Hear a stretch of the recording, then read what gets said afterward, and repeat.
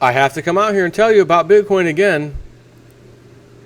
Webbot said, watch China. China is going to be massively into Bitcoin. He said this a while back.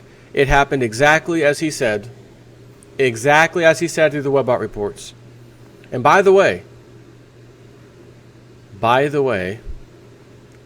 since today's going to be the 24th of January, first week of February, not the first day or two probably, but maybe, somewhere around there, the new Webbot report was coming out. Cliff gave me a little paragraph on something in Antarctica that, if true, is going to be fantastic and really cool. I mean, really neat. And I've been sworn to secrecy. So you have to wait till February, but it just made me think of it because I'm talking about Bitcoin, Webbot, and I thought, man, that's so cool what he sent me. Top secret stuff, all right? But it will be in the next Webbot report. And it's really cool. So we're just going to have to wait on that one. But he did say, again, with the Bitcoin stuff, China, watch China, they're going to have a massive appetite. And it got to the point where there was like 90+% of transactions for Bitcoin being, traded, sold, were happening in China. All through 2016 is exactly what he said would happen. Now, he's also mentioned the rest of the world is going to start catching on and get on there, because as their dollars go down and devalue and there's these currency wars and things happening, people want a place to put their money.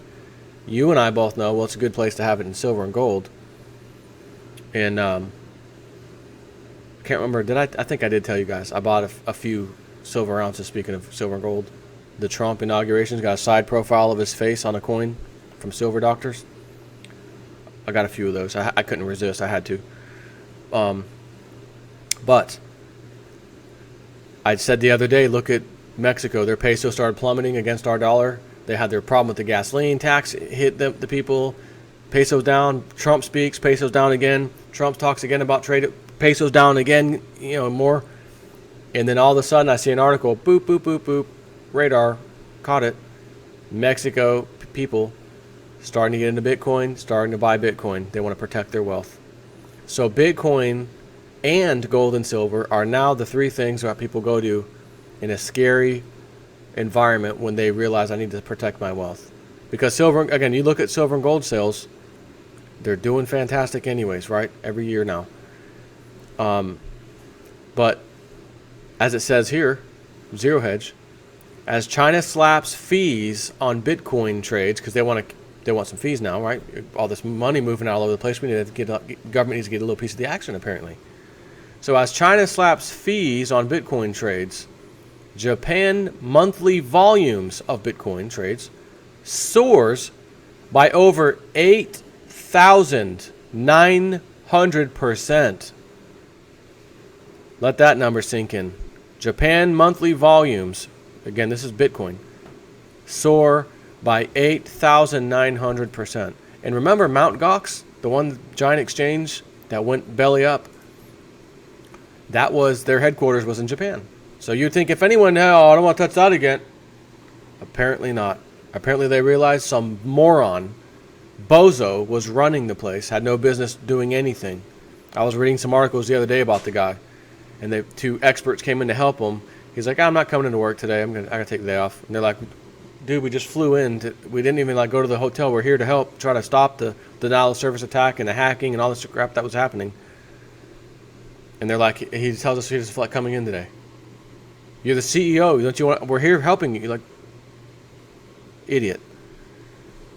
But there are other exchanges now. We haven't had any other trouble with any exchanges. One that I've been using, it's essentially the one most Americans use, I think, for Bitcoin transactions, is Coinbase.com. And tell you, let you in on a little secret. Like I've told you, around the 22nd of every month, the revenue that I get from these videos, from the ads, which that's why they're there. If I didn't get any revenue, you would never ever be watching ads on my channel. I would never do that to you. I apologize, but you give me some side cash by them being there, so thank you so much. I went out and bought a Bitcoin today. One Bitcoin. Check back in 4 or 5 days. They have to wait for the bank, make sure the bank transfer is complete, yada, yada, yada. It might be coming from another part of the world, depending on where the Bitcoin that I bought was on the exchange. I thought it'd be kind of almost instant. No, I guess not. It takes a few days to get a Bitcoin on that exchange. That's okay. I'm locked in at today's price, though. So if the thing goes to $1,400, it doesn't matter. I'm getting my Bitcoin at $900 whatever dollars it was. Because I gotta trust in this webbot this time, like fully. Because again, when you watch something like the webbot, you see these phenomenal predictions. They come true. It's incredible. But then you see some that you were hoping happened, didn't happen yet. What about that? Didn't happen yet. Silver gold didn't happen yet. Damn. But then you start to see one that just keeps getting right. He keeps getting it over and over again right. Bitcoin. At some point, you have to say, what the hell? Let me put a couple of dollars in there. I've been doing that for a while. You know, not that I've been putting money in it for a while, but I have been into the Bitcoin thing. And I don't have a lot. I've got a few. I share like 2.5 or 3 with another person. When I was trying to mine for him, he bought all the equipment. I did the mining of it. Actually, I think we pulled in about 2 point something, 2.5, but I just kind of threw it what I had done myself in there, made it 3 just to be cool. But I think the webbot's going to be right on this. And I don't know how many years out it's going to be, but when he says, okay, we're seeing numbers 40,000 US dollars, that's shocking. That's more shocking to me than $600 silver. Now, at the same time,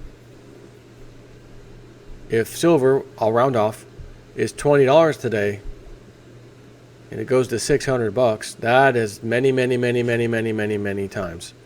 So just for example, if Bitcoin will round off to 1,000, goes to 40,000, that means it went up 40 times. Correct? Right, that's just simple math. So it went up 40 times. If silver goes up 40 times, times 20, 4 times 8, or $40, excuse me, I can't even talk, $20 times 40, 40 times or whatever, higher. 2 times 4, 800, $800 silver. So it's showing almost, again, it said $600 for silver, but again, that's close. $800 would be the same equivalent that Bitcoin is doing if, and this is an if, the webbot gets it right. So Zero Hedge has this article, and let me just finish that little thought. Don't put everything you have in anything. Don't put everything you have in Bitcoin or stocks or shares or any, even, precious metals or anything. You should never put every single penny of something because there's always the risk that it doesn't do what you want. I don't have any kind of retirement as far as 401k. I don't invest in the stock market. I have none of that. I chose to go all in, so to speak, in silver. And then I met that goal. Oh, everything's still okay. Another goal. Oh, everything's still okay. Another goal. Everything's still okay. All right, but you know what? I think I kind of got enough silver. I feel pretty content with that right now. But I got a couple extra dollars to come. Thanks to my people, YouTube, side cash. Hell, let me put $900 on a Bitcoin, and I'm still looking at Keith Neumeier's silver. What's the name of his company? First Majestic Silver. $9-something. That thing was in the 30s not that long ago. And if gold and silver start to go up, like Webbot's suggesting in the near future, I don't even want to know what the mining companies will do. They may go insane. So if someone had an extra $1,000, buy some of that if you wanted to. Sit back. You got a Bitcoin or two. You got $1,000 over there. Leave it alone. Good. You want to start collecting your physical silver if you haven't already? Great. You need to. That's kind of my mindset. So I just happen to know that I think this year I'm going to have to pay a couple extra dollars on taxes that I wasn't anticipating. Not because of necessarily the YouTube thing, my other job, my day job. Anyways, there's one reason why Bitcoin quickly became the darling of high-frequency trade and various high-speed algo traders operating out of China and the rest of the world. Domestic transactions were frictionless, as there were no fees on buys or sells. Until last night, that is, because as China's three largest Bitcoin exchanges, BTCC, Huobi, and OKCoin, all said in separate statements on their websites late on Sunday, starting Tuesday, they will charge traders a flat fee of 0.2% per transaction. This is only the latest fallout from the recent crackdown on Chinese Bitcoin exchanges, whose activities... What is that? We got a cat outside, guys? Stand by. Stand by. Might have a cat outside. Yep, sure enough, cat hanging outside the window. You live in an HOA. Everyone, animals must be inside, can't have them unleashed, yada, yada, yada. Neighbor over there, cat runs freely all over the place. Neighbor over here, cat's at my back door, cats are going crazy. Why are my cats the only one we keep inside and, follow the rules, do, quote unquote, doing the right thing? Gotta love it. Anyways, so it says, that's because China's three largest Bitcoin exchanges, BTCC, Huobi, and OKCoin, all said in separate statements on their websites late on Sunday, starting Tuesday, they will charge traders a flat fee of 0.2% per transaction. This is only the latest fallout from the recent crackdown on Chinese Bitcoin exchanges, whose activities have drawn increased scrutiny from the central bank. Each of the statements said assessing fees will further curb market manipulation and extreme volatility. Well, my friends at these three exchanges in China, if I could speak Chinese, I'd say it to you with maybe American subtitles or something for you. I got a web bot in my pocket and the other one's giving a high five. There's going to be extreme volatility in Bitcoin, as Mr. Cliff High said. Big crocodile teeth. Up, down, up, down, up, down. So you can put your fees, you can do whatever you want. Maybe they're just saying that, or they're realizing, guys, we could be set for life if we all three come together. No need to compete with each other. You go lower, I go lower. Let's all just decide to charge a 0.2% flat fee on all transactions. Okay, sounds good. OKCoin, sounds good. One of the reasons why China has dominated Bitcoin trading volumes in recent years, in addition to the U.S. of the digital currency to bypass capital controls, has been the absence of trading fees, which encouraged volumes and boosted demand at Chinese Bitcoin exchanges. However, when the price of Bitcoin soared to near record highs, as this website predicted would happen in the summer of 2015, driven by a stampede of Chinese momentum chasers, it attracted attention from Chinese regulators. Helping the surge was the collapse in the yuan, which weakened 6.6% against the dollar, its worst performance since 1994. As local savers sought the relative safety of Bitcoin relative to the renminbi.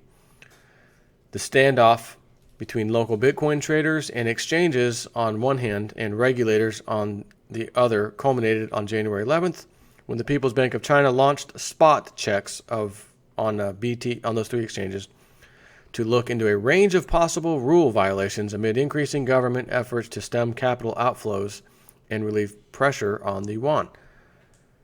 According to Reuters, citing a person familiar with the matter, the exchanges had not received direct instructions from the People's Bank of China, but decided to introduce trading fees to align with its wishes to see the Bitcoin market cool down. Or they might have just wanted to put a couple extra fat extra dollars in their pockets. You got three exchanges. They're on fire. They're seeing the volume, and I'm telling you, they're sitting there doing the math. Guys, we did X amount of volume today. 2%, 0.2%. Oh, good. Oh my goodness. Let's call the boys, the other two exchanges. Guys, let's make a little agreement amongst ourselves. 0.2% charge for all fees. Got it. I don't know what your volume was, but here's what our volume was. Yeah, ours was pretty high too. Good. We're all going to make some money on this. It is not cooling off the market. Maybe it'll drop Tuesday. Oh, the effect comes, the rules come in on Tuesday. Okay, fine. But what about Japan? Japan's there. 8,900% increase, right? 8,900 increase in monthly volumes in Japan. You can add Mexico, as I said, because they're already doing it now. and then there's going to be another country, and then another one, and before you know it, you're going to be sitting here scratching your head saying, why didn't I at least get one of those things? And I was just saying it this morning when I decided to pull the trigger on $900 something Bitcoin. I was doing videos telling everybody when the price was $250 to $260 that the webbot said it's about to go to 400 and something. And then it did. And then after it did, he said it was going to be going to the 800s and then 1,000. And it did, and it is right now. So I did the math. If I happen to get it on at 250 and I bought 5 Bitcoins, or make that 4 Bitcoins, excuse me, that's $1,000. 4 Bitcoins, $1,000. I just bought 1 Bitcoin for nearly $1,000. But that's what happens, right? You wait too long. However, the question is it too long? Because according to Cliff, we're going to $1,400 Bitcoin. Then we're going to be going to $2,300 Bitcoin with a nice large pullback. And then it's going to go up again. So if I see that happening, I may sell all, or maybe half, just to be safe, half the Bitcoins in my possession, wait for the pullback, go back in and buy them again. And then buy some extra because I'll have made some profit, right? Get it towards 2,300, sell, sit back. It goes down to 1,200, 1,300, 1,400, whatever. Back in, up. Great. Now I can buy a few more Bitcoin than I had before. And then maybe sit back and then just ride it, possibly. Or sit back and wait for the next Bitcoin report, that webbot report that tells us potentially where is it going to go after 2,300. What's the next stop after it does the pullback and goes back up? Then where? Where's the next stop? And I'm thinking to myself, can you imagine having this thing telling you each pullback and roughly the price, and then you actually just simply follow through and then tell a story to everyone later on in life when they realize how crazy high Bitcoin was, how you had this stupid report, webbot, everyone, thought was crazy, normal people, educated people thought were crazy, and it led you all the way to this path of quote-unquote financial success just on Bitcoin. I'm not banking all my like I said, all my cards on Bitcoin, but I am banking banking my money on things that I think pretty damn sure are going to be very valuable in the future, not so distant future. Remains to be seen. Nobody's perfect, but I think we're going to be pretty close on this one when finally the time comes. Take care.